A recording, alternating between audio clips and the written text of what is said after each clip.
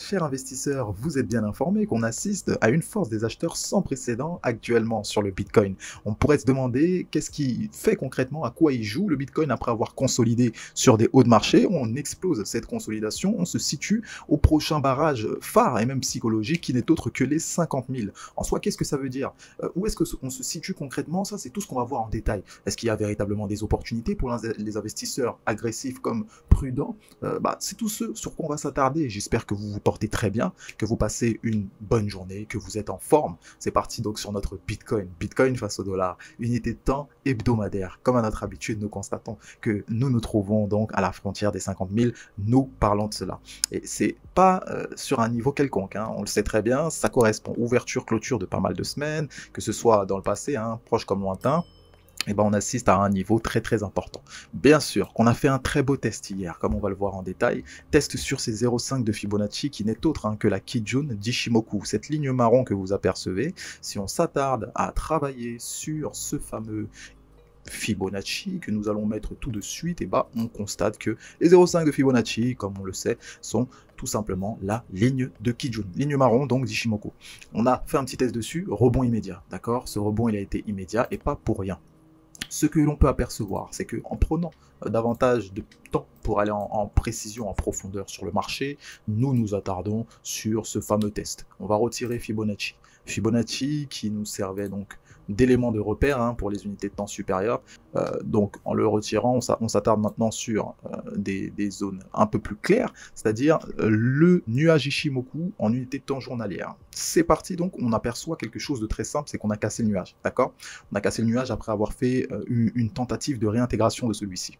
Donc, qu'est-ce qui se passe? On a eu notre journée d'hier, celle du 4 octobre, qui a commencé tout simplement en baisse. On ouvre, on va tester des bas de marché, on casse les plus bas de la veille. On va tout simplement se loger sur le bas de notre zone de compression, comme on va l'apercevoir, cette ancienne zone de compression.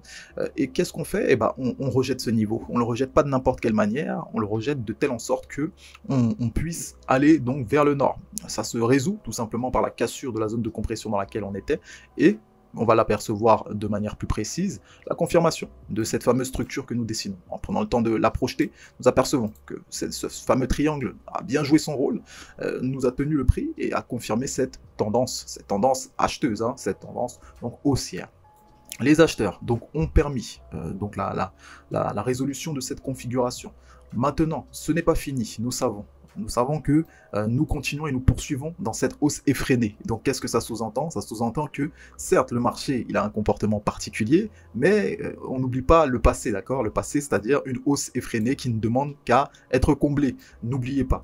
Ceci dit, la hausse n'est pas intervenue n'importe comment. Elle est intervenue après un signal technique, vous l'apercevez très bien. Nous parlons bien sûr d'un marteau qui a fait donc un excès sur des bas de marché. C'était effectivement une occasion pour les investisseurs avec un profil agressif, donc qui ont pu jouer le rebond. Très beau mouvement s'en est suivi. Nous nous situons actuellement autour des 49 200. Donc à l'instant T, il faut savoir que les niveaux des 50 000, s'ils viennent à être cassés, vous allez avoir d'autant plus de volonté d'acheter. Donc c'est psychologique. Sauf que il faut pas rentrer dans ce jeu-là. Ce jeu-là des intervenants, ce jeu-là du marché, du trading en général, qui veut que lorsque la masse réfléchit à quelque chose, vu qu'il y a énormément de gros capitaux qui font bouger ce marché, ils se feront un plaisir d'aller à l'encontre de votre psychologie. Donc on tient en compte ces informations-là. De plus, vous noterez qu'actuellement, on semble vouloir compresser sur des hauts de marché. Bon, ce ne sont que des zones de compression, vous commencez à bien le saisir, le marché va de compression en compression. Il compresse, il explose, il compresse, il explose. Mais ceci dit, il faut aussi avoir la possibilité de laisser aussi le marché s'exprimer. Là, nous consolidons, il est possible. Il est tout à fait possible que nous cassons cette compression et retournons sur des bas de marché. Mais a contrario, il est également possible que nous cassions donc ces 49 200, que nous établissons autour de ces 50 000. Et on l'a spécifié, la prudence devra être de mise parce qu'on ne va pas sur des hauts de marché pour le plaisir d'y aller. On y va avec un but précis, et surtout avec un plan défini. Si votre but c'est de jouer la cassure, donc de jouer sur cette hausse, donc poursuite au-dessus des 50 000, c'est comme vous le souhaitez bien sûr, sauf que il faut également noter que ça intervient avec un risque maîtrisé comme d'habitude, parce que le contexte de marché est particulier, vous le savez très bien. Pas mal de mouvements sont sujets à être manifestés, donc ça sous-entend la prise en compte de toutes les possibilités des mouvements de marché. Ça, c'est pour les plans du jour, et il faut aussi noter que pour Ethereum, il y en a également. nous sommes là sur l'Ethereum face au dollar autour des 3360 globalement.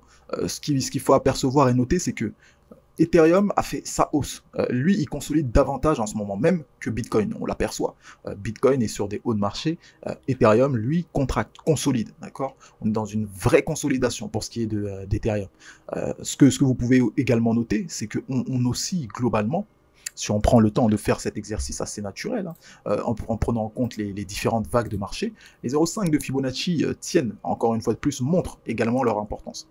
Donc nous y sommes, ce n'est autre que le niveau des 3380. Donc là, on oscille globalement autour de ces prix-là.